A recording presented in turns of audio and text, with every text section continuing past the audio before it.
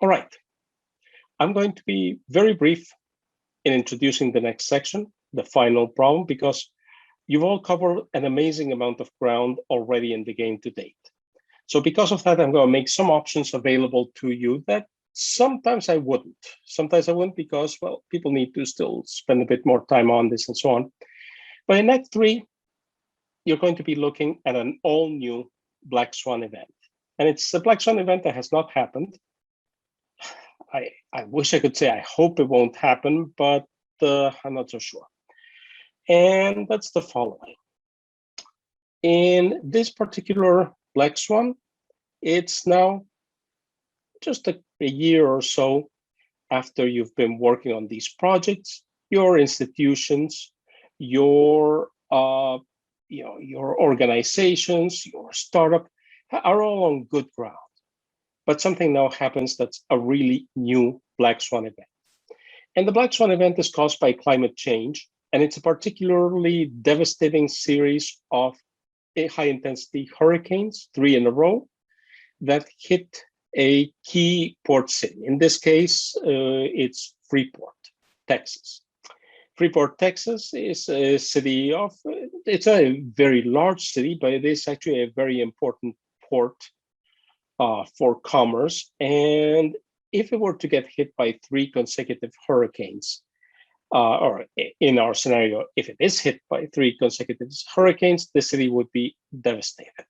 In other words, there's no way it could withstand this. Now, this may seem a little bit far-fetched, but please let's understand that this type of scenario has almost occurred several times. We've seen it almost occur, for instance, with New York. If Sandy had been followed up by a second storm of similar magnitude, we would not be talking about New York in the same way today. It's not clear that it could have survived the second storm of the same magnitude, or Hurricane Andrew in Florida, or more recently, the sequence of hurricanes that hit Puerto Rico, etc. So this is not a truly far-fetched scenario, but it has a whole range of consequences.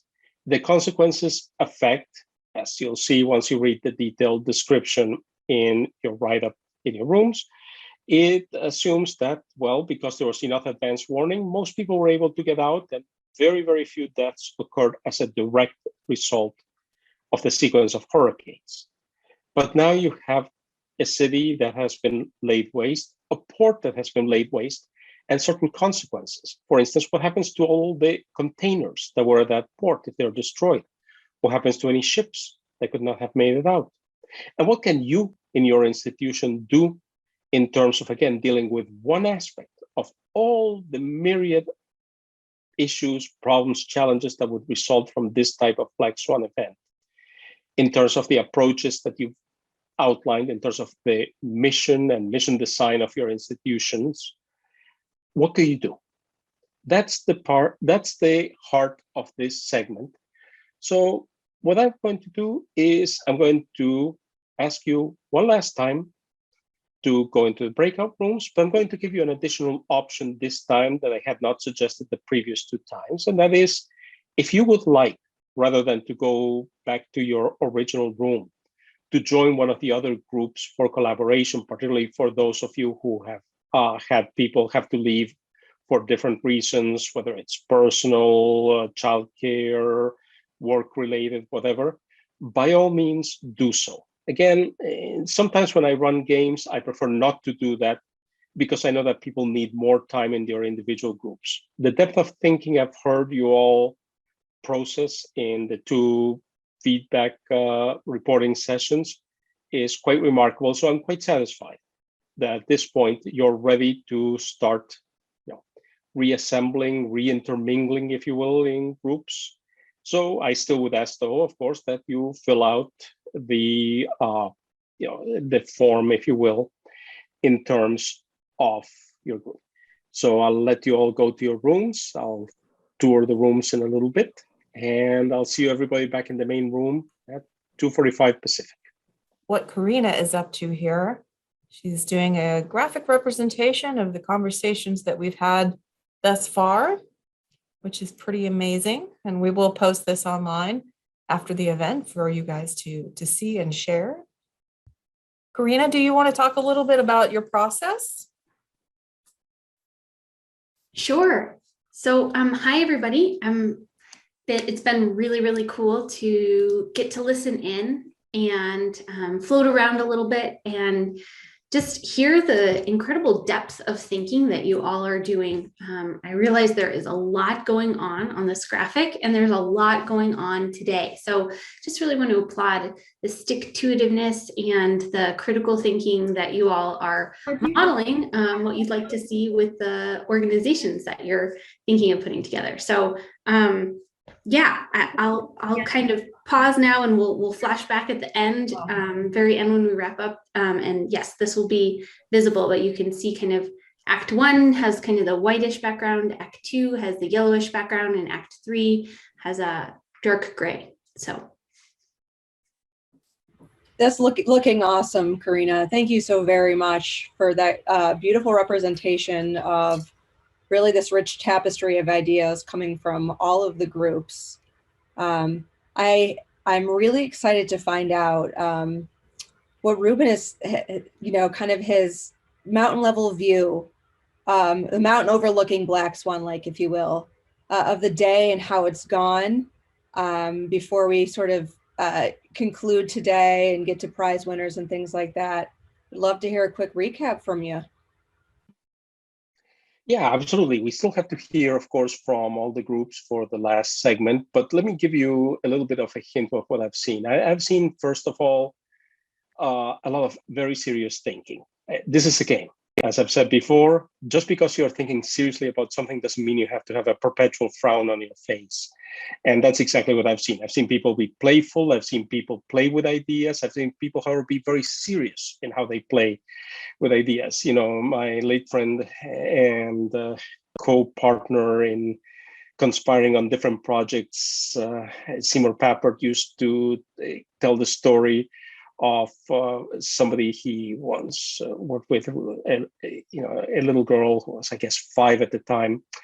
And she was working very, very hard on how to use Logo and the programming language that is, and the turtle on solving problems. And she was deep in thought on this. And Seymour goes up to her and says, wow, you're really looking at this. And she says, yes, but it's fun. And then Boston says, but it's serious fun. And that's kind of what I see in what's happened today. This type of serious fun, this type of, saying we have serious questions to answer. We have serious black swans to deal with, but at the same time, we're going to be dealing with them in ways that, again, employ playfulness, employ visuals, employ really every aspect of creativity and of working together to think differently, so we can bring anti-fragile solutions to light, so we can bring anti-fragile solutions to the surface. So I really want to thank everybody for it, but I want to make sure that we give everybody at least a couple of minutes here at the very end to summarize, their approach to this last and most challenging part of the day, perhaps. So if we can bring group, let's start with Higher Ed 1A. So I'll speak for our group. We just had a collection of ideas that we thought maybe we'd try and take a stab using this platform and idea that we brainstormed with Unbounded. And the aspect we chose was connecting the needs with the resources. So that first bullet point, as these, we weren't impacted directly since we're mostly a online platform service with some on the ground community connections, but we're not supply chain driven and services not based out of Texas. So we thought about how we might use our particular platform university to assist those directly or indirectly impacted by the event. And we tried to think both short-term, immediate, and long-term, several years after, perhaps. So our 5-second pitch isn't quite 5 seconds, but we'd be able to use our community partnerships to bring businesses and work to help upskill or reskill in new industries that would, and in a way that wouldn't require someone to be in a specific area. And we could have also made some kind of copy of learning social networks and open that up to the public so people can reach out, needs can be expressed, and research providers can exchange with them, and impacted people can reach out to maybe for academic or career coaching, or maybe we could have some sort of mental health and well-being support and support groups, something like that. So learning connections, a social network, maybe to look for new opportunities as well. And we thought of this as a way to do it in more of the learning type sense and less of the just strictly social network type sense. That was one threat we maybe saw to our business model, is maybe we're replicating some kinds of things that are already out there, but we thought we could help. So the key aspect we focused on was networks. And the biggest issue or recovering and dealing with some event as this is bringing the people together and aligning the need with a service that fulfills it. It just is kind of a logistical trouble area anytime, I guess even without events like this happening. So mobilize this network. We also thought that this would fit well with Fill the Gap. So we thought maybe we have a plan or plans, and maybe if we'd wanted to, we could have jumped in and talked with their group about their services, but it sounds like a lot of the same things we were coming up with are also some of the things that they described about their group earlier. So there's areas for collaboration with that group as well. We also thought that closed schools of all levels could maybe even use our platform to keep serving their learners. But we need to plan that out and reach out to those constituents to just verify the usability. And also, because we want to be competency and mastery based, hopefully that encourages people to come back to school, continue learning whenever they have the infrastructure, availability, emotional capacity to get back after it, and not feel so hopefully intimidated that, oh no, in the middle of my semester, I can't finish these 4 classes. But it being competency based, they can just hold off on those competencies and do it in a timeline that fits what they need as well. And then maybe we could potentially even be consultants in redesigning educational organizations affected in the area. If all the buildings are down, then what do you do? Maybe we have some ideas about that because we were thinking ahead. So hopefully a little bit anti-fragile proliferation to those other groups as well. And then lastly, we wanted to maybe just pivot to help the community, and which also increases our agile posture and culture. It shows us in which ways our specific tools could be just generally useful, and maybe learn how to offer different parts. Maybe we modularize our platform to just have certain parts fit certain needs. So that's about what we came up with. Anyone else have thoughts or ideas they want to expand on? No, I think you summarized it quite well for all of us. We had a lot of stuff going on in our discussion, because there's a lot of different aspects that we're looking at that particular problem. Thanks, Greta. Wonderful. I mean, I love the range. I love the sprouting forth, if you will, of solutions, each of them linking up with the other. And I want to highlight actually 2 terms that you mentioned, because to me, they're, again, really interesting and really important. The first one is how you looked at the question of networks. And that's important. It's important because if I were to say, okay, what you're talking about here, and I'm thinking, well, how would you build this out further? I would look to the research of people like Granovetter, for instance, and how that connected up with resilience in the 60s in communities that were able to resist their destruction. Frankly, let's be blunt about this, in terms of some processes. So, whether it was a highway cutting through town and so on, and weak and strong links being part of that. So I can hear in what you're describing how some of that network structure might be grown out further as part of your efforts. And the second aspect that I would like to highlight is exactly how you've been thinking about competencies and competency-based learning, because I frequently hear it just discussed as though it were this sort of abstract, different way of putting the bits and pieces together, and that's it. but you're highlighting that it has very direct and very pragmatic consequences, particularly in terms of anti-fragility. And again, I think you're doing an excellent job of bringing to the foreground how that will play out in this context. So thank you for those. I think there's really some wonderful, wonderful ideas developing there. So thank you. So we move on to group H2A then, HZ2A. All right, that's me again. Hi, first of all, I want to say thanks to my wonderful team. I had a great team working with today, and it was a awesome, fun learning experience. And yeah, serious fun, as Ruben, you mentioned, talking about some serious problems. And I think a lot of what we talked about was very similar to group one. And so I feel like some of the themes are kind of repeated a little bit here because we're looking at looking at it from the challenge-based learning. So obviously our team, we would be getting our learners in on the ground and actually working with the networks again, similar to group one, and make sure that the learning comes from actually addressing some of the immediate needs of the people on the ground. So some of the systems like food and temporary housing and water quality and transportation and things like that. And so looking at having the learning scientists, again, the leads of our micro college, take learners in on the ground, working with networks to plan and help and facilitate. And while they're doing this actual real life scenario, they'll learn some things about, okay, how does that work with supply chains or communication plans?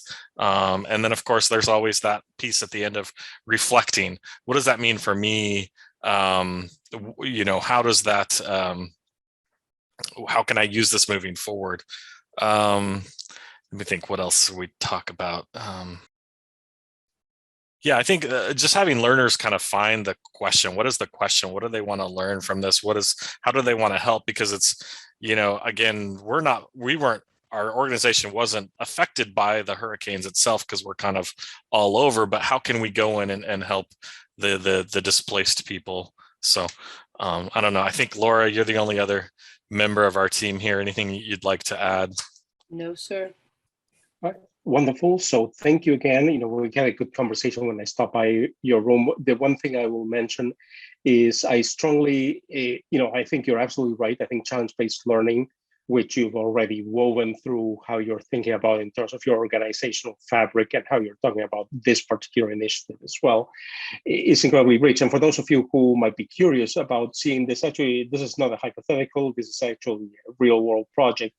Do a search on a challenge-based learning, a Christchurch earthquake, and you'll find out about a K-12 initiative for CBL that had many of these components in a very, very real-world scenario, which was response to the Christchurch earthquake in New Zealand, and some really quite remarkable results that are very different from the usual, let's just do a fundraising for victims of the earthquake, et cetera, type of thing. Very, very different approach with exactly the type of affordances that Josh and his team have described. So really, again, I'm very happy to hear this brought to the forefront because I think it can be a rich tool for exploring anti-fragility. So thank you.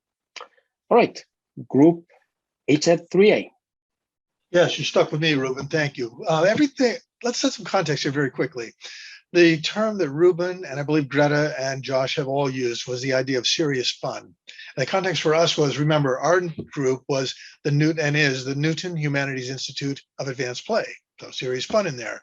We aspire to be playful, inclusive, diverse, humanities-based sandbox, designing practical products that foster positive change.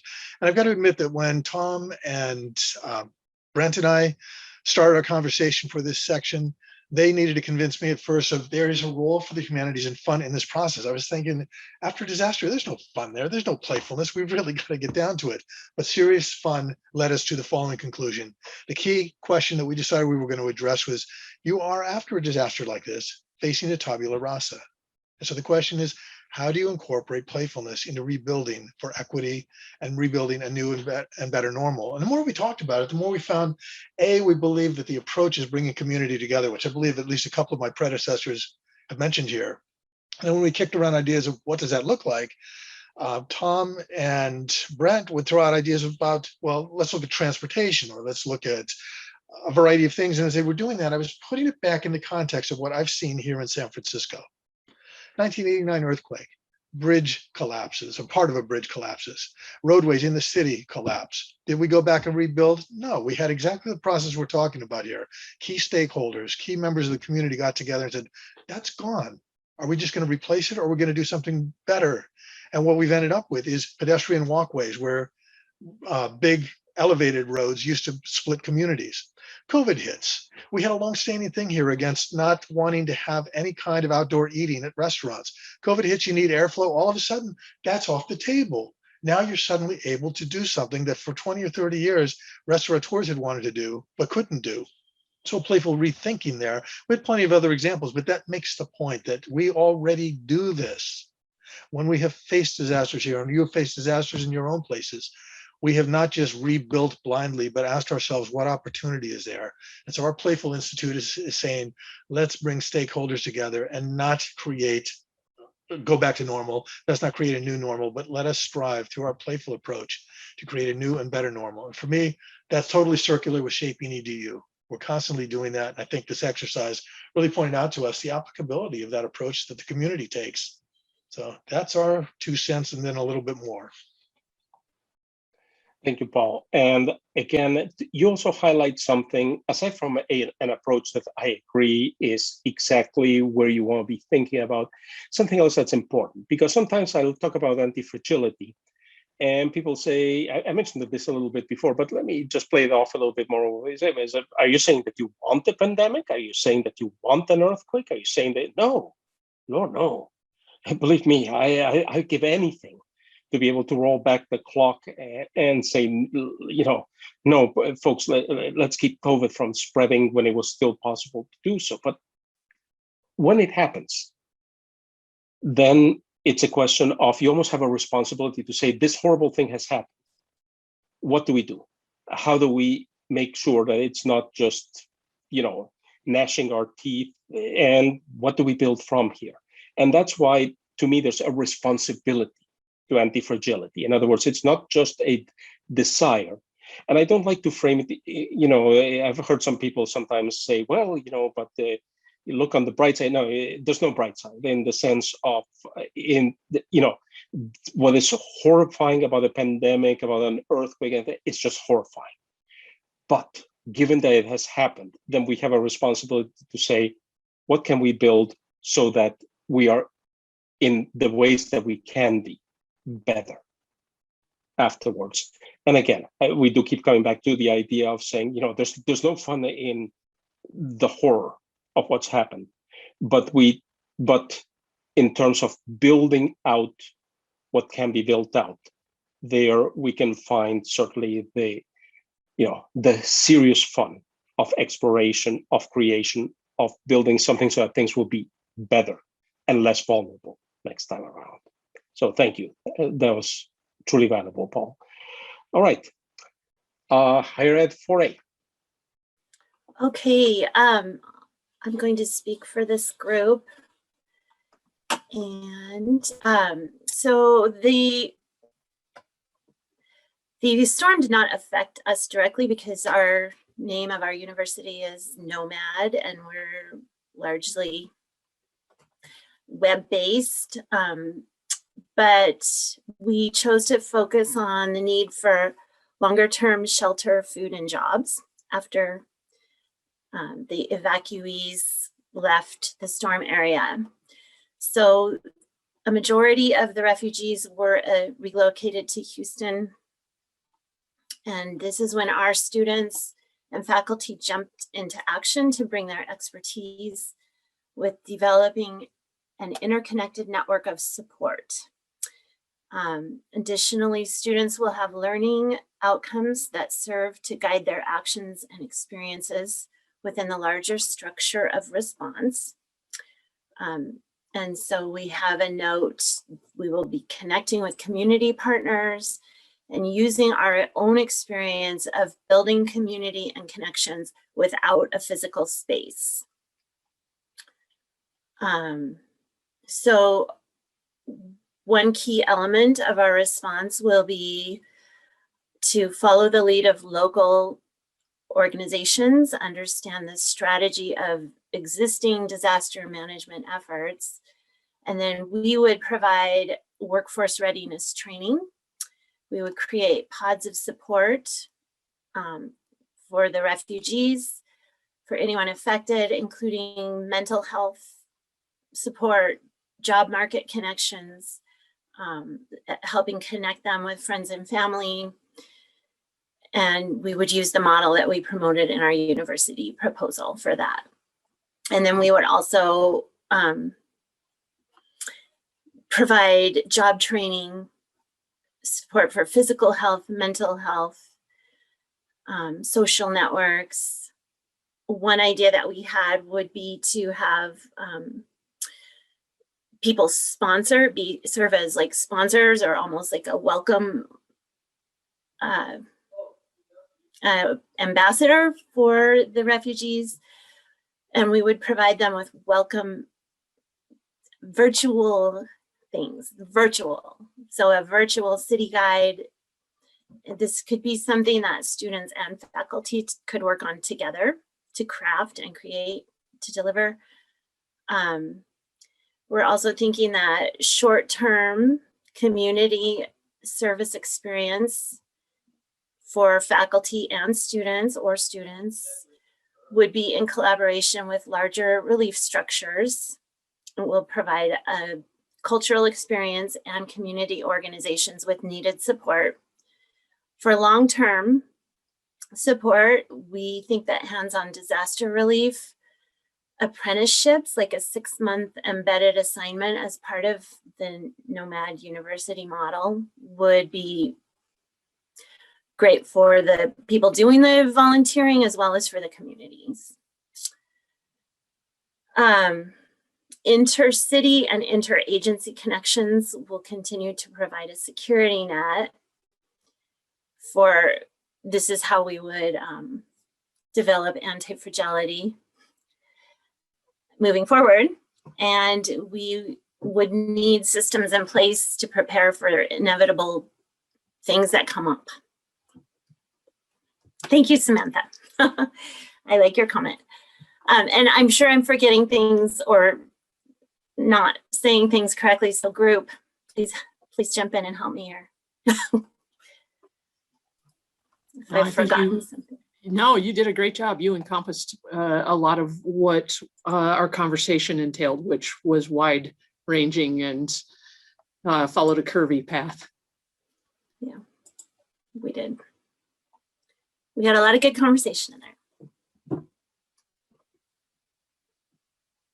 But one thing I will add is that as we crafted this conversation, our previous 2 sessions had the infrastructure to bring into this conversation, the community partnerships that were part of our model, and so on and so forth.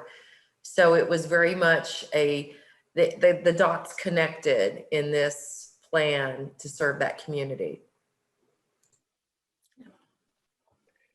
Absolutely. And let me play off of that because, again, thank you, Julie. That was a great presentation on the work of the team.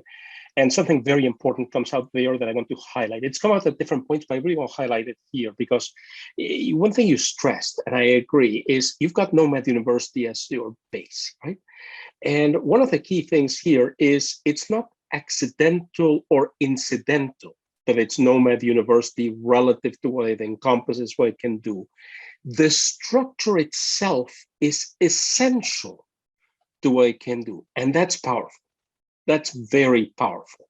And this is something that, again, when people ask me, how would you like a school, whether it's K-12 or higher ed or whichever, to redesign itself, one of the things that frequently I wish I'd hear more people say is exactly the type of thing you're describing, where it's not a question of, and then we build off this wonderful little bricolage of different structures, but it has absolutely nothing to do with the communities it would relate to. Whereas you're talking about something very different. You're saying this is a strength, okay? It's not a question of incidental. It's not a question of a weakness, let alone. No. It's an actual strength. Because of that, you're talking about exactly something very important. People have been uprooted by this event, like the 3 storms hitting Freeport, right? And your structure is such that you can make a natural map onto this and say, what do we provide? Because we are Nomad University to people who are uprooted, not just because we have the professor of the deracination in charge here doing some research. No, that would be, well, any university could have that, right? But you've got an actual structure that's a good map to this. Once again, we keep coming back to elements of anti-fragility, where structural elements are not accidental or just because, but because there's an actual match to the type of situations, the type of support responses that you can provide. So thank you. That's a very important, very strong point. All right, one last group. And after that, as I said, there's a couple of surprises that I'll leave Samantha and Stephanie to talk about, but let's hear now from group NFP1. Hello. And we are the live example of what we're talking about, childcare. Our group has been working in sprints today because many of us have been busy tending to family circumstances. So there's no better example than our group. So for us, in the phase 3, we identify the aspect we wanted to talk about, to focus on displaced families because they need access and money. Families need support to many resources, including childcare. Our 5-second page is very simple. We'll be supporting the surveying of communities to deliver families with vital resources. And when we talk about vital resources, we also thought about partnering with organizations like Seoul University. So we could assist in identifying community members in need of childcare services, as well as supporting a general survey to make sure systems of communication are deployed. Seoul University is going to be working on network opportunities and how to reconnect everybody to the internet, because that is a prime needing in times of chaos and uncertainty. The first thing that you need to have access to is communication, because otherwise you don't know where the resources are. So we want to support that with a general survey to make sure systems are in place, they are deployed, and the things that we would like to talk about and bring relationships as well into is satellite internet, mesh network services, and devices that will actually be the first line of recovery. Because if you don't have connectivity, you can't survive. And then for the last part and how this pitch would help us develop anti-fragility methods. We think pooling resources and connecting functioning systems to people in need and to people able to contribute their support will demonstrate flexibility and utilization of precious resources. So pretty much we want to have a survey of the community, first of all, do the research to make sure that we understand their needs, and then create minimum viable products of how we're going to implement the access and the outreach. So we can have very little things that can be done in multiple iterations. So we're not thinking about this is the one big idea. We're thinking about something small that can be reproduced and be assessed individually for certain neighborhoods, because not all neighborhoods work the same and have the same needs, but something that is minimum and can be scaled to the needs of different neighborhoods.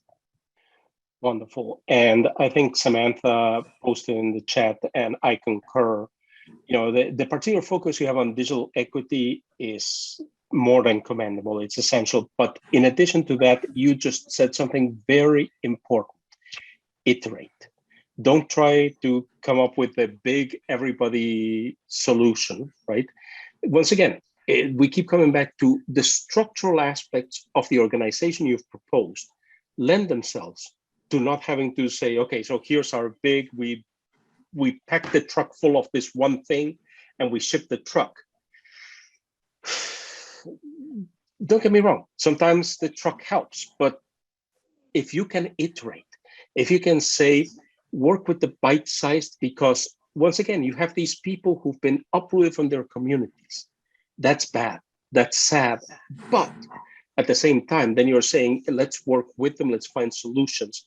It's unlikely that the mode of uprooting is going to be so universal that the big truck approach is going to work for all. So this type of rapid iteration, this type of appropriate scale also becomes a component. In fact, this is, when you're talking about systems, this is a really important aspect. I frequently see when people ask me, well, where do you see problems in system dynamics and things that work against anti-fragility? It's a mismatch, where I'll see it's the equivalent of saying, I have, I just rescued this kitten and the kitten needs a quick bath, but what I'm going to do is I'll fill this humongous bathtub. And you don't want the humongous bathtub to bathe the kitten, right? And besides which, if you think, if you've ever tried to bathe a cat who doesn't like water, you know what happens when it sees a lot of water, okay? You are going to be very, very sorry by the end of that evening. But there's a question of a mismatch between the scale of the system and the scale of where that system is going to be applied. So this is something that you're pointing out. And again, I like very much the match you've made between the structure of your organization and the structure of what can really help in a scenario like this. So it's not accidental. It goes back to what I was also saying about some of the other groups. It becomes a fundamental feature. And once again, one that builds in anti-fragility. So thank you. All right. So I want to thank you all for talking about this. I'm just going to do a quick wrap up and then I'll turn it over to Samantha and Stephanie and Laura to do the final close. One more time, thank you all for the very hard work you've put in. Thank you all for the excellent work you've put in today. Between your documents, Karina's amazing visual storytelling and summary, I'm really, really encouraged, not just by the work you did, but also by what it can communicate to others. By the fact that we have a record now between the recordings, documents, etc., that can be of use to others, that can give them a jumping off point. And that's one of the things I want to mention in closing. And whenever I do one of these games, there's always an ephemeral aspect. And that has its value unto itself. But the trace of the experience, okay, the record in these different forms also has a value because it can get people thinking deeply about anti-fragility, thinking deeply about what can be accomplished, thinking deeply about what can be made. So let me thank you all again for taking that extra time. It's been really a pleasure doing this. It's been, frankly, a lot of fun, serious fun, and other types of fun as well, even as we're talking about topics that are difficult and challenging, but that really need to be addressed. So thank you all so much. And I will now turn it over to Samantha, Stephanie, and Laura to wrap up the day.